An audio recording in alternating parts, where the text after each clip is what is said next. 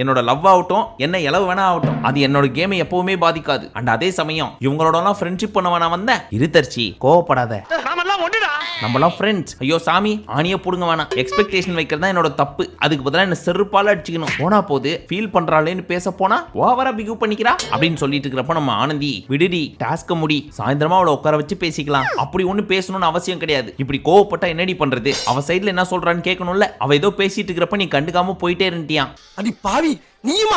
அவ கத்தி பேசினா பரவாயில்ல, வாய்க்குள்ளேயே பேசிட்டா எனக்கு எப்படி கேட்கும்? என்ன பத்தி பர்சனலா பேசுறானே என்கிட்ட வந்து பேசணும். எங்கேயோ இருந்து பேசினா என் காதுல எப்படி கேட்கும்? சரிடி, ஈவினிங் உட்கார வச்சு பேசிக்கலாம்டி. அடி போடி, அவ ரொம்ப சோகமா இருக்காளேன்னு போய் சாப்பாடு கொடுக்குறேன், வாங்க மாட்டா. பேச போற மூஞ்சில அடிச்ச மாதிரி பேசுறா. இதுக்கப்புறம் அன்பு எதையும் யாருக்கும் கொடுக்க போறது கிடையாது, எல்லாமே வேஸ்ட் அப்படின்னு கோச்சின்ட்டு நடந்து போயிட்டா. ஆனா இங்க இப்போ வரைக்கும் தர்ஷிகா வாயை திறந்து அவளுக்கும் ஒரு வேளை விஷால் மேல கண்ணு இருக்கோ அப்படின்ற மாதிரியான வார்த்தை எல்லாம் எடுத்து வைக்கல. ஆனா இது சொன்னது யாருக்கிட்ட? ஆனந்தி கிட்ட. நம்ம அக்கா தான் மாஸ்டர் மைண்டட் ஆச்சே. எப்படி யோசி